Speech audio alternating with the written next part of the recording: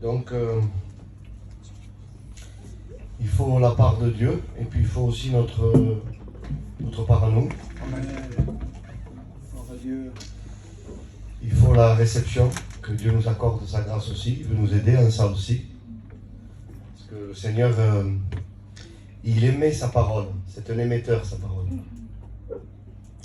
Et nous sommes le récepteur.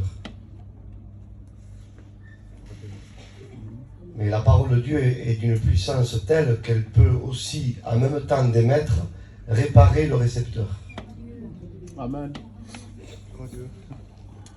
Peut disposer notre oreille. Amen. Amen. Du temps de Jérémie le prophète, Jérémie 6, verset 10, il dit que Israël ne pouvait pas prêter attention à la parole de Dieu parce que leur oreille était incirconcise. C'est-à-dire qu'il y avait dans leur oreille des éléments qui obstruaient l'écoute. Et Dieu avait besoin de circoncire les oreilles d'Israël pour qu'il y ait une compréhension. Et je crois que le Seigneur peut faire ça aussi. Il peut faire ça aussi. Amen. Amen.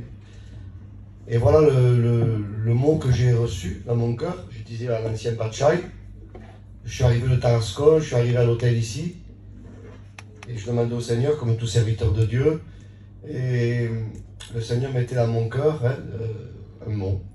Je voudrais le développer avec l'écriture, bien sûr. Déclarons notre lèpre. Amen. Mettons-la au pied du Maître. Amen. Dieu. Parce qu'il veut guérir. Amen. On a parlé du lépreux hier. La lèpre, je voudrais déjà vous dire, les frères et sœurs. La lèpre, c'est la désobéissance. La lèpre, c'est le péché. La lèpre aussi, c'est les mal-être. Des dispositions pas bonnes. Des problèmes de cœur. Des difficultés, des fardeaux qui nous font vivre quelque chose de pesant. Tout ce qui nous empêche de nous réjouir est une lèpre. Et Dieu veut aussi la résoudre, cette lèpre-là. Amen. Tout ce qui nous empêche l'épanouissement de Christ est une lèpre. Et nous voulons que le Seigneur nous en débarrasse. Mais pour cela, il faut la déclarer. Je vous ai dit hier, de ce lépreux de Luc 5, il était couvert de lèpre, et je vous ai donné la signification. Je vous ai dit que c'était positif, parce que quand dans le Lévitique 13, verset 9 à 13, il dit que quand la lèpre éclatait de la tête aux pieds, c'était l'état de cœur qui s'ouvrait à Dieu, et il déclarait ce lépreux pur. Alors nous voulons ouvrir nos cœurs. Amen. Dieu aime quand la lèpre est déclarée. Amen. Parce que quand elle est déclarée, lui la purifie. Amen. Amen. Donc il ne faut rien cacher. Il ne faut pas cacher. Il faut reconnaître nos besoins cet après-midi. Et le Seigneur veut vraiment que nous reconnaissions nos besoins. Alors je comprends très bien que c'est à des niveaux différents. Mais néanmoins, le Seigneur est là. Alors, je fais cette lecture avec vous. Cantique des Cantiques, chapitre 5, verset 12. J'ai rien noté, moi. On va se laisser diriger. Amen. Ses yeux sont comme des colombes, au bord des ruisseaux, se baignant dans le lait, reposant au sein de l'abondance. Amen. Que Dieu soit béni. Amen. Nous voulons être attentifs au regard du Seigneur, et ses yeux à Jésus sont là. Amen. Il te voit. Il te voit comme personne ne peut te voir. Il connaît le besoin profond de ton cœur. Il ne te voit pas comme les hommes, et avec le respect que je dois, ni même comme les pasteurs. Lui, quand il te voit, son regard est profond.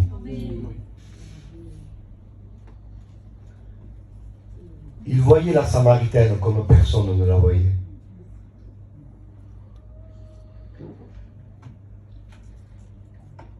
Ses yeux, Apocalypse 1, verset 14, sont comme des flammes. Non. Ses yeux sont comme une flamme de feu. J'adore le style de la Bible, parce que dans un autre livre, il n'aurait pas écrit comme ça. Dans un autre livre, on aurait écrit n'importe quel bouquin. Ses yeux sont comme des flammes de feu. C'est plus logique, non? Mais là, il dit non. Ses yeux sont comme une flamme. C'est l'unité de la vision de Christ. Christ étant la parole, l'Ancien Testament, le Nouveau Testament, un livre.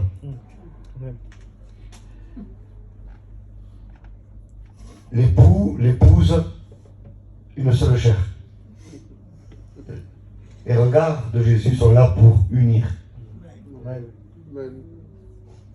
Je le dis. Amen. Je sais que c'est comme ça en plus. L'église de Tarascon, l'église d'Arles, ce n'est pas deux églises. C'est une.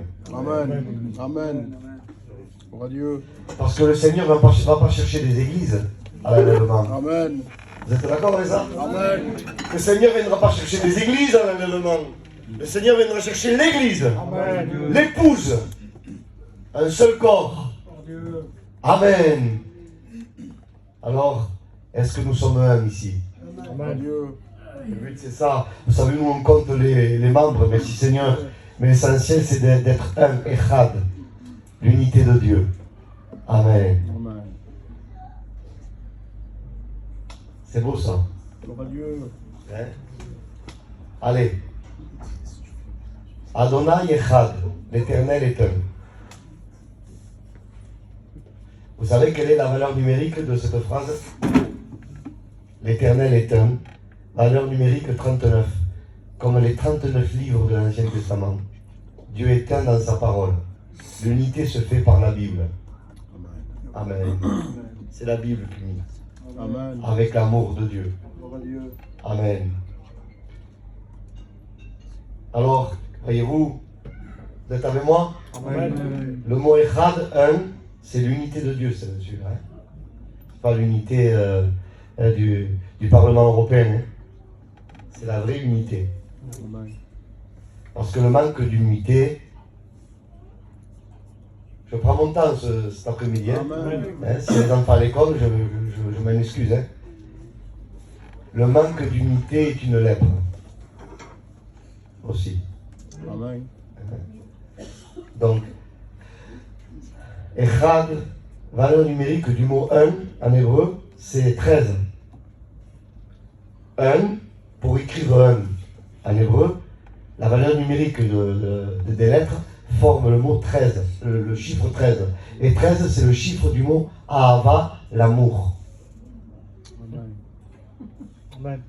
Bonjour, 13. C'est pas une partie de pétanque. Hein? Bonjour, 13. Voyez-vous, et ce qui est de merveilleux, Amen. Si j'aime Jonathan, Ahava, 13, l'amour. Si Jonathan m'aime, Ahava, 13, amour, ça fait 26. C'est la valeur numérique du nom de Dieu.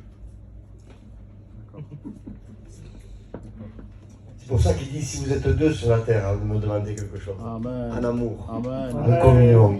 Amen. Écoutez, pas besoin d'être mis des milliers. Le nom de Dieu descend. Amen. Amen. Amen. Que Dieu soit béni. Nous voulons être un Echad. Jésus a dit, Pour Dieu. Père, qu'il soit un, comme moi et toi-même. Pour Dieu. Qu'il soit un en nous. Amen. Donc, vous voyez, les regards de Jésus créent, Amen, l'unité. Pour Dieu. Eh oui, c'est à ça qu'on voit si c'est les regards de Jésus qui ont occasionné certaines choses. Car s'il y a des divisions, ce ne sont pas les regards de Jésus qui ont occasionné des divisions, ceux qui se sont divisés avec l'Église, n'ont pas été suscités par les regards de Jésus. C'est vrai. Car les regards de Christ unissent et ne divisent pas. Amen.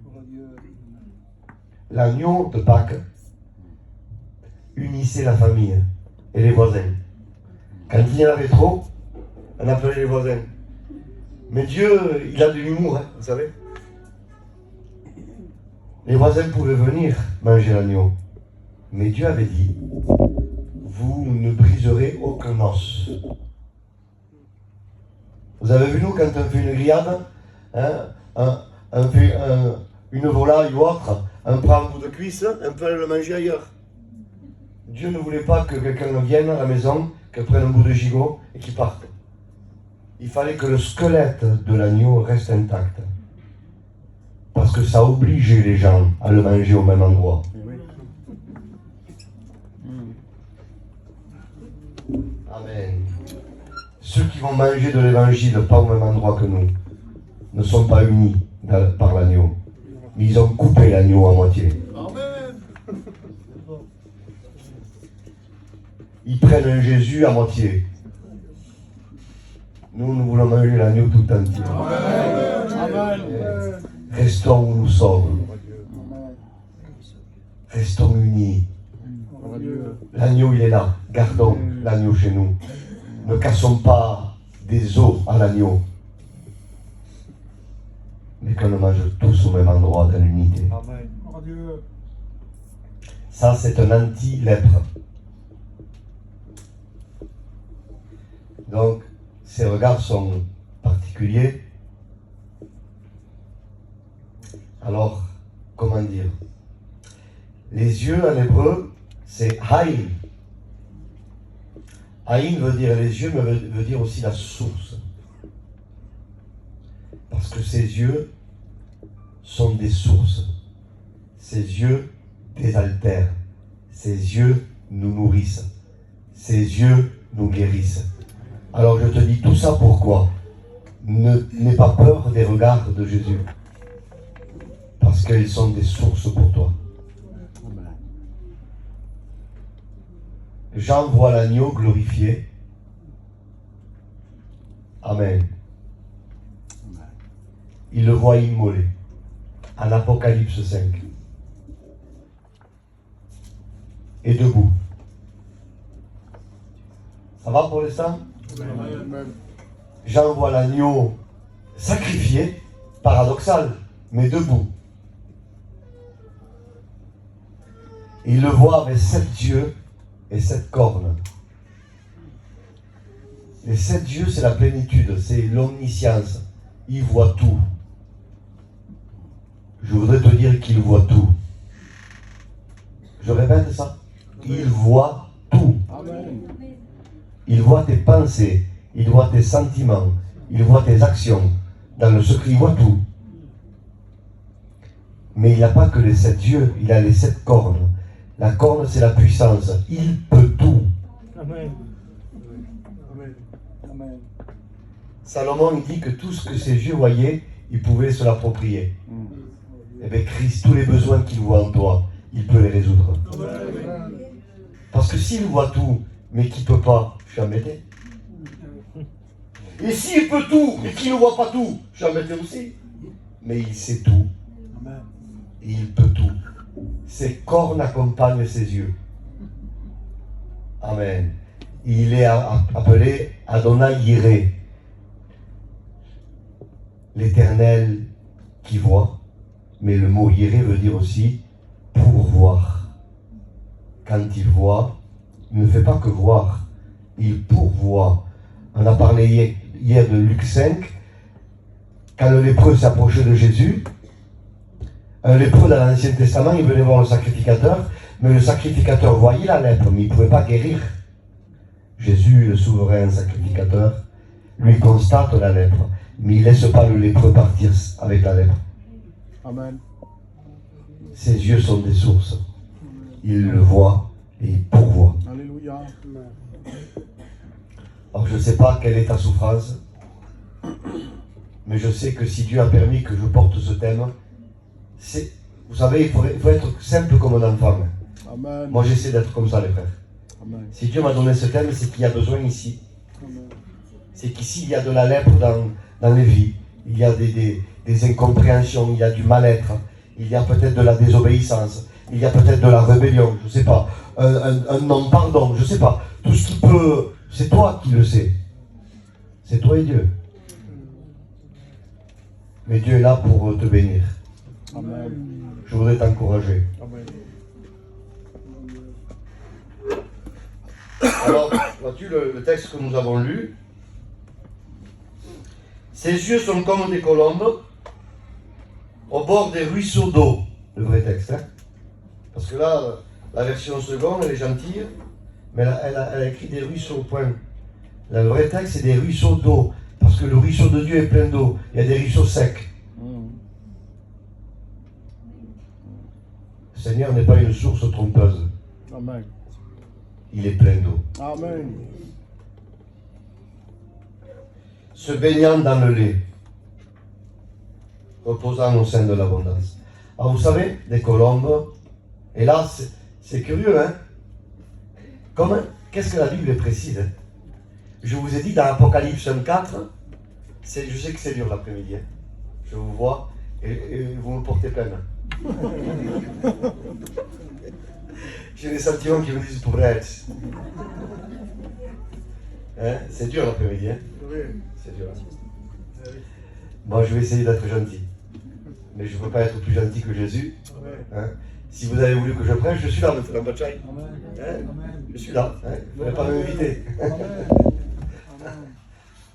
Donc, regardez la précision de la Bible.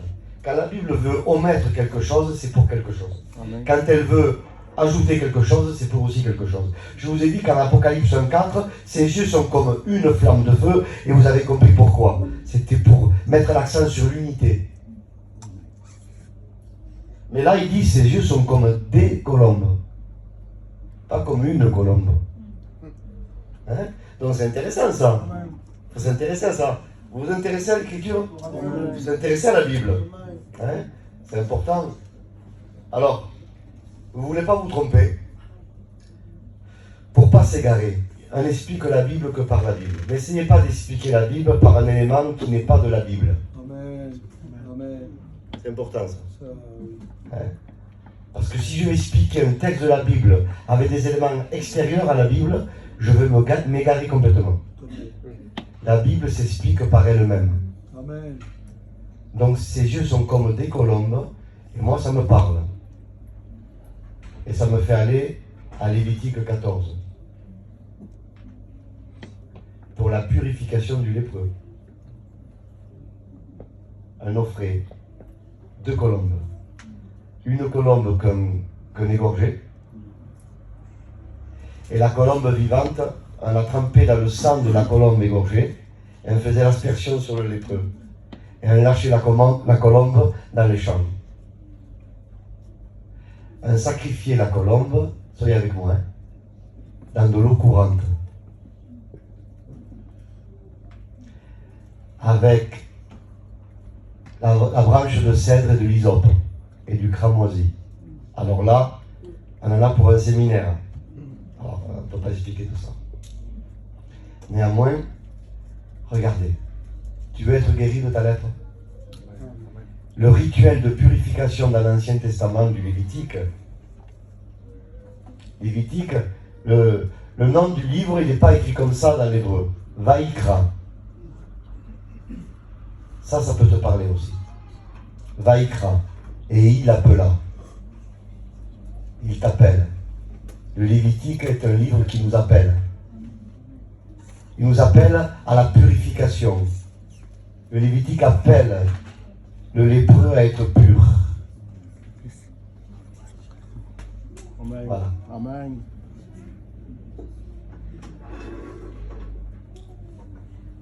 Il nous appelle. Alors, 2 secondes, hein, un peu plus. On sacrifiait ces colombes avec une branche de cèdre et de l'hysope, et c'était un enseignement pour le lépreux qui venait se purifier. Le cèdre, ça représentait l'arbre le plus haut. L'hysope, c'était la plante la plus basse. Et cet enseignement, c'était celui-ci. Si tu restes un cèdre, pas de purification. Il faut que tu deviennes comme l'hysope. Abaisse-toi. Pour que je te purifie. Car Dieu ne purifie pas des cèdres, mais il purifiait ceux qui se mettaient petits. Amen. C'est une sécurité de rester petit. Gloire à Dieu. Amen. Quand on est petit, on s'en sortira toujours. C'est quand on devient grand. Ce que Dieu avait dit à cet homme de Dieu, hein, tant que tu étais petit à tes yeux, je t'avais choisi. Hein. Amen.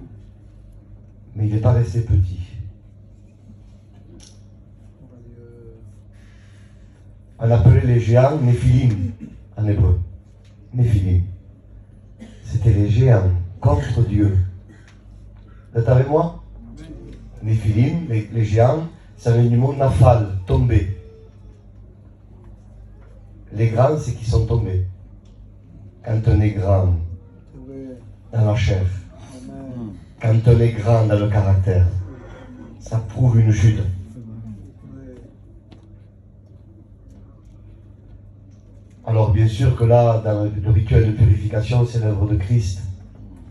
Existant en forme de Dieu, le cèdre, Philippiens 2, il s'est dépouillé. Et il a pris la forme d'un esclave, l'hysope.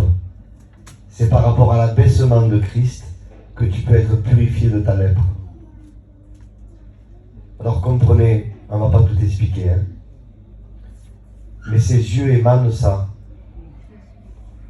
La colombe sacrifiée, c'est la mort de Jésus. La colombe qu'on lâchait avec le sang de la colombe sacrifiée, c'est la résurrection de Jésus. Il est mort, il est ressuscité, et il est monté à la droite du Père avec son propre sang. Car selon Hébreux 12, verset 24, le sang de Jésus parle mieux que celui d'Abel. Amen. Amen. Alléluia. Son sang parle. Son sang crie pardon. Amen. Amen. Alors qu'est-ce qui se passe quand je regarde Jésus alors? Qu'est-ce que nous transmet? C'est pour ça qu'il dit que ses yeux sont comme des colombes se baignant dans le lait, près des ruisseaux d'eau, l'eau vive de purification dans un vase de terre. C'est Christ, son humanité, reposant au sein de l'abondance. C'est que ses yeux reposent parce qu'il a tout accompli. Ses yeux nous transmettent, ils nous disent: je suis mort pour tes offenses et je suis ressuscité pour ta justification. Voilà, quand on regarde Jésus, on regarde le tout accompli de la croix. Amen. Il a l'œuvre expiatoire dans son regard. Il a la solution contre la lèpre dans son regard, parce qu'il a tout accompli. Alors ses yeux veulent nous faire reposer. Laisse ses yeux se poser sur ta vie. Et humilie-toi. Je suis avec toi, moi. Hein? Humilions-nous sur ses regards. Amen. Amen. Parce que les yeux sont les fenêtres de l'âme. Vous avez vu, quand on regarde quelqu'un avec un peu de psychologie, parce qu'il en faut un peu parfois, hein? Le regard ne trompe pas. On peut afficher un sourire. Vous avez vu, quand quelqu'un est dans la détresse, ça se voit dans son regard. Quelqu'un qui est angoissé, ça se voit dans son regard. Quel est le regard, celui du Seigneur? Il est la colombe sacrifiée. Il est la colombe lâchée, avec le sang de la colombe sacrifiée. Il est mort, il est ressuscité. Amen. Et il veut intercéder pour nous. Alors, voulez-vous que Jésus, qui est l'avocat, intercède auprès du Père? Eh bien, jouons franc jeu. Laissons ces regards s'introduire dans notre intimité. Amen. Vous remarquerez dans la Bible que Jésus Par exemple, à Matthieu 9, il y a un homme qui s'appelle Lévi, Matthieu. Il est au bureau des péages. Entre nous soit dit, c'était la place du gitan, ça. Qui nous aurait fait sortir de là? Il était assis, il encaissait de l'argent toute la journée. Vous savez ce qu'il faisait, Lévi? Il prenait une partie pour Rome, une partie pour lui, en étant assis. Qui va te faire bouger de cette place? Et regardez la puissance de l'appel de Jésus. Amen. Jésus passe. Mais vous imaginez cet homme? mais écoutez, mais c'est fou. C'est fou. Parce que cet homme était tenu pour un traître parmi son peuple. C'était un traître. Même le sentiment familial ne l'avait pas enlevé de sa fonction. Ses parents peut-être ne lui parlaient plus. Sa plus grande famille proche ne lui parlait plus. Ses amis ne lui parlaient plus. C'était un traître. Il n'y avait pas plus grave qu'un péager, un juif qui travaillait pour les Romains, qui dérobait son peuple pour Rome. Malgré la mauvaise réputation, ça ne l'avait pas fait bouger de sa place. Jésus passe. Gloire à Dieu. Amen. Il dit juste, suis-moi. Lévi laisse tout. Et suis Jésus. Ça s'appelle l'attraction. Gloire à Dieu. Amen. L'attraction de la grâce de Dieu. Alléluia. Accepte-la, cette attraction. Tu es chrétien, moi aussi. Mais Dieu nous appelle encore à autre chose. Amen. Le Seigneur t'appelle à déclarer ta lèpre. Car il a les regards pour la purifier. Où c'est qu'il appelle Lévi? Vous le lirez aussi à Marc 2, verset 3. Il appelle Lévi où? Hein, qui veut l'attraper la chienne? Hein? Tout le monde veut t'appeler la chienne. Petite brosse. Quand on parle d'appel, surtout les frères voyageurs, ah, je veux la chienne. Ah, Dieu. Avant d'aller à Gien, ou avant d'aller évangéliser, je ne sais pas où, Dieu nous appelle chez nous. Il a appelé Lévi dans sa maison. Parce qu'après, on le retrouve chez Lévi. C'est comme Jésus lui disait, je t'appelle à venir chez toi. Et là, on rentre dans le message. C'est chez nous que parfois il y a la lèpre. On ne la montre pas à l'église, la lèpre. On ne la montre même pas dans nos prières, la lèpre. Mais c'est chez nous. Quand une plaie de lèpre éclatait dans une maison, c'était qu'il y avait un problème. Je vous ai dit qu'en Israël, la lèpre était une maladie psychosomatique. Il y avait un problème. Il y avait besoin de repentance et la grâce de Dieu faisait que Dieu permettait que la lèpre éclate pour que la famille s'examine. Alors regardez, vous lirez ça dans Lévitique 13 et Lévitique 14. Il y avait la lèpre de la maison, la lèpre du vêtement et la lèpre du corps. Regardez la compassion de Dieu. D'abord, Dieu faisait éclater la lèpre dans la maison. Peut-être c'était le mari qui avait désobéi, peut-être c'était la femme, peut-être c'était les enfants. Il fallait que la famille s'examine. Ils avaient 7 jours, un temps de repentance. Et quand ils ne voulaient pas se repentir, Dieu ciblait le vêtement. Là, c'était la personne. Et la lèpre était là, dans le vêtement. Il y avait un temps de repentance. Si la personne ne se repentait pas, elle touchait le corps. Un processus de patience. Amen. Je vous ai parlé hier du lépreux qui s'est approché de Jésus. Eh bien, il avait passé ces étapes. Il était atteint. Mais béni soit Dieu qui a trouvé le Sauveur. Alors, dans quelle posture Jésus appelle les gens chez eux? Il fait pareil aussi en Luc 19 par rapport à Zachée.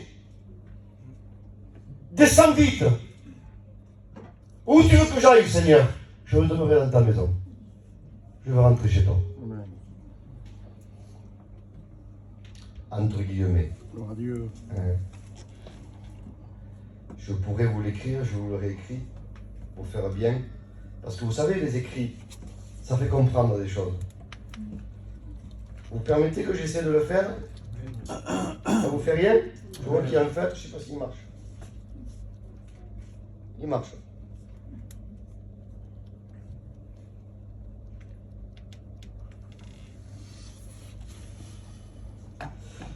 Bon, ça c'est de l'hébreu, hein? Normal que vous ne comprenez pas.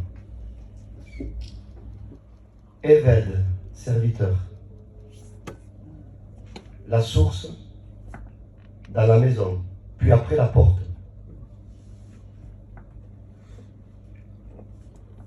Il faut que la source soit chez nous avant de prendre la porte pour l'amener ailleurs.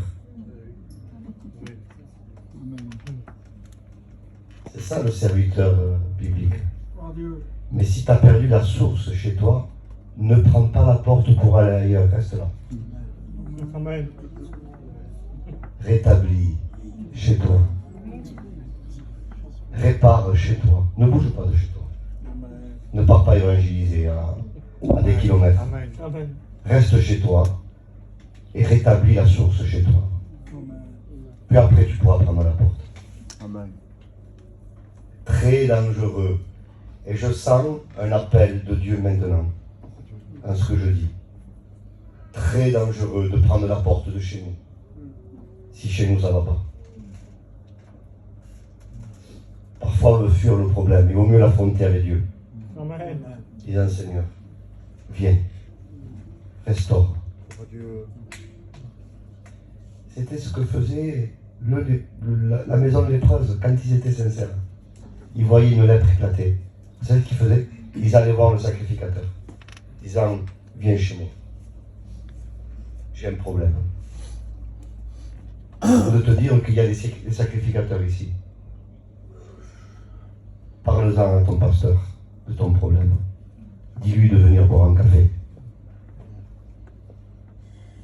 Et je vous ferai un jeu. Dégage ton Dieu. cœur. Amen. Eh oui. C'est pour ça que les pasteurs d'internet, ils sont très en vogue. Parce qu'on les regarde sur YouTube. Quand ils nous fatiguent, on met pause. On va manger un sandwich. Après, on le remet. On le fait taire, on le fait parler. Il ne vient jamais nous voir ce qu'il y a chez nous, bien sûr. Parce qu'il est sur internet. C'est le meilleur des pasteurs, ça. Pour celui qui veut vivre comme bon lui semble. C'est vrai. Mais l'évangile, c'est pas ça. Amen. Amen. Amen. C'est pas un coup de YouTube, l'évangile. Alléluia. C'est pas l'évangile virtuel que nous voulons. Tu veux un texte qui le prouve? Tu le veux ou pas? Amen. Ah. Ésaïe 52, verset 7. Qui sont beaux sur les montagnes les pieds de ceux qui annoncent la bonne nouvelle. C'est en chair et en os que viennent les vrais serviteurs de Dieu pour annoncer la bonne nouvelle. Amen. Amen. Ça veut dire que ce que Dieu veut, c'est pas le modernisme qui va le changer. Dieu veut qu'il a établi des pasteurs sur toi. C'est eux que Dieu a établis pour la croissance de ta vie chrétienne. Et c'est pas les pasteurs de YouTube. Et eux, ils viennent chez toi avec leurs pieds, corporellement, t'enseigner, t'aider. Vois-tu? Et puis entre guillemets, les pasteurs de YouTube, tu sais ce qu'ils vivent chez eux, toi? Je sais pas moi, Jonathan, je ne critique pas. Mais qui sait ce qu'on vit sur YouTube? Oui, amen. Par contre, vous là, vous savez, les serviteurs de Dieu, que Dieu vous a établis, vous savez ce qu'ils vivent. Ça fait des années qu'ils sont là. Il y a un témoignage de Dieu. Amen. Et ça, c'était pas prévu, tout ça. Un chrétien qui n'accepte plus le pasteur qui a été établi de Dieu, il fait fausse route. C'est vrai. Il est dans une voie dangereuse. Il se trompe lui-même par des faux raisonnements. Il est en danger.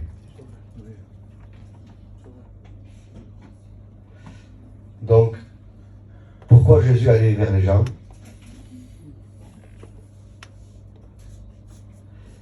Parce que parfois, chez nous, c'est l'appel le plus profond. Parce que c'est là où il y a les besoins les plus profonds. Et quand Dieu nous appelle chez nous. Et tu sais où tu le vois, ça? Quand Dieu appelait des hommes, dans l'Ancien Testament, même dans le Nouveau d'ailleurs, curieusement, vous savez ce qu'il faisait, le Seigneur? Il l'appelait 2 fois.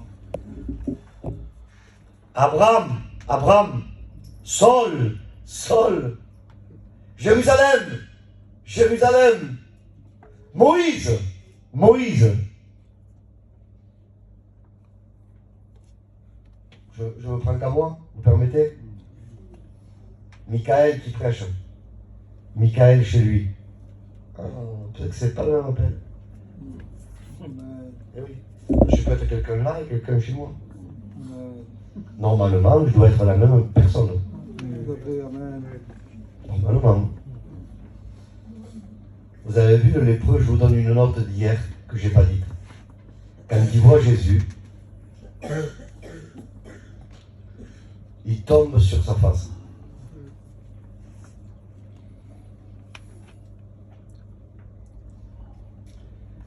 Il tombe pas en arrière. Hein.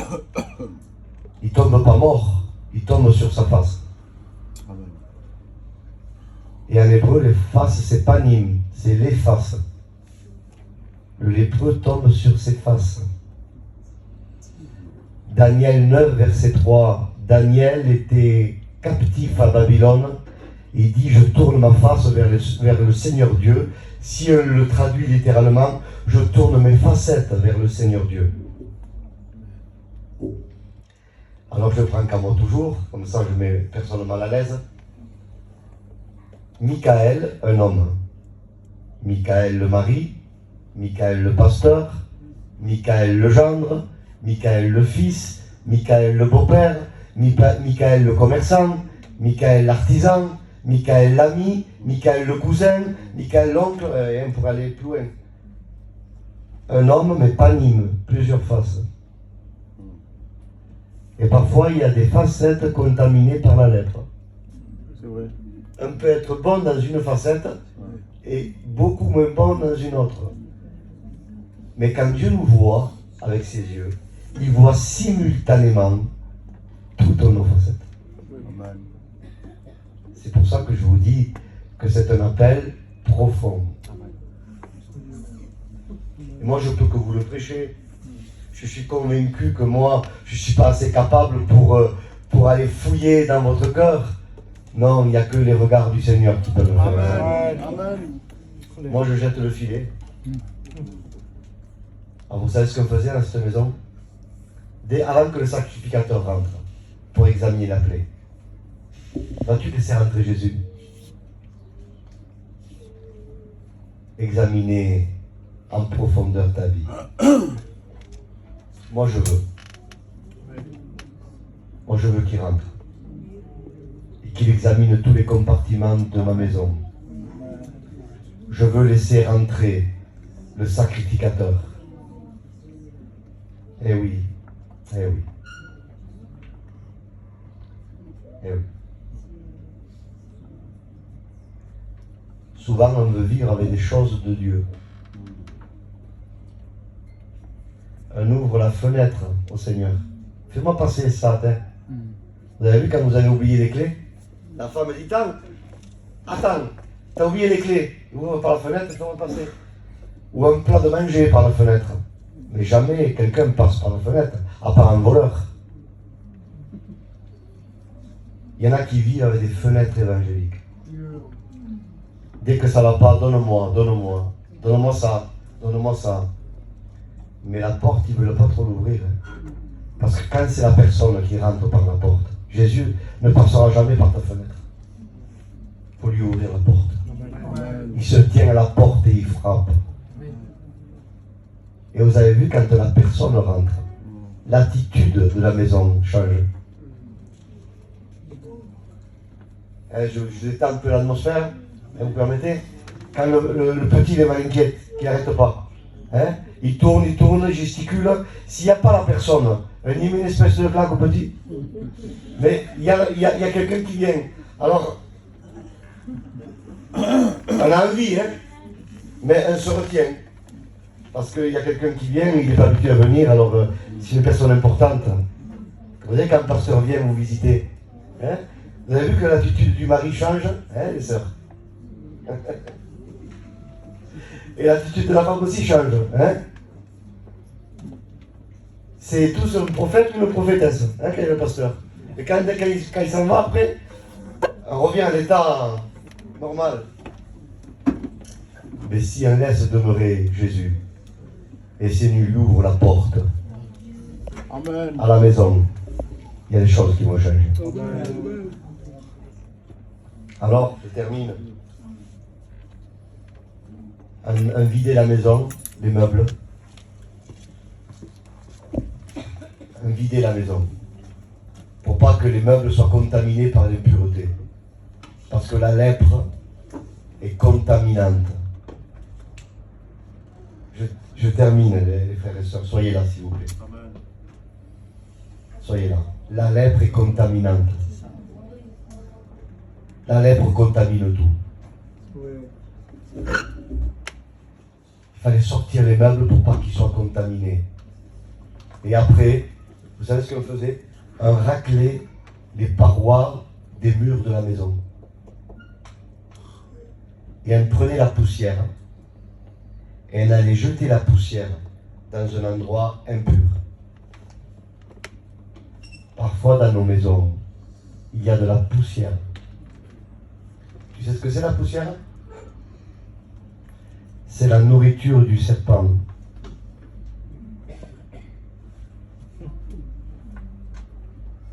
Tu mangeras tous les jours de ta vie de la poussière de la terre. Tu veux que l'ennemi s'en aille? Ne lui donne plus à manger dans ta maison. La poussière, c'est les mauvaises conversations. C'est l'endroit de l'ennemi. La poussière, c'est la calomnie, c'est les critiques.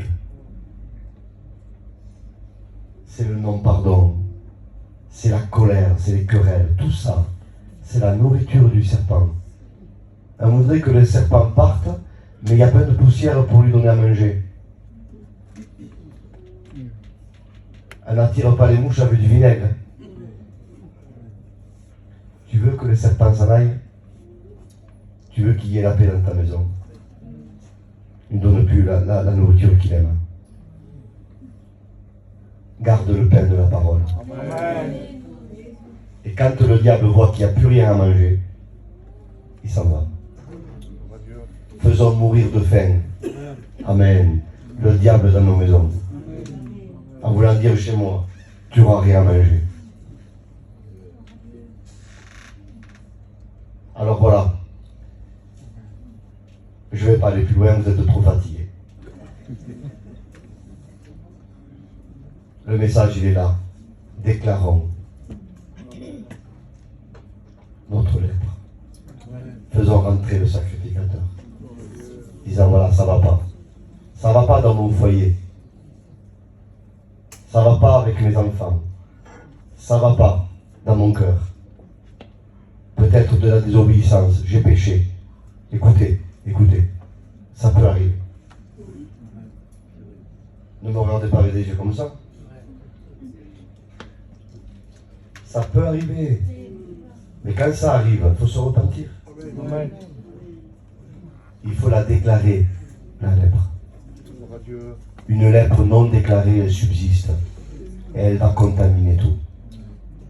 Déclare-la par la repentance. Fais rentrer les regards de Jésus. Il a tout accompli. Il va purifier ta lèpre. Amen. Amen. Amen. Alors voilà, Vous n'êtes pas en mesure de faire des kilomètres. Hein.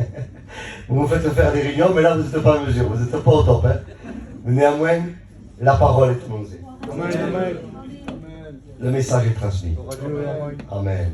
Ce soir, ce sera certainement de l'évangélisation, certainement. Hein. Mais voilà, le message pour l'Église, c'est ça. Et je vous assure que je ne suis pas prophète. Mais je pèse mes mots maintenant. C'est Dieu qui m'a dit. Je crains Dieu, attention. Hein. Dieu m'a dit, de la lèpre cachée. Voilà. Jésus a le moyen. Ne lui cache pas. Disant Seigneur, purifie-la. Amen. D'accord? C'est tout. C'est pas plus compliqué. Un verre sur le front.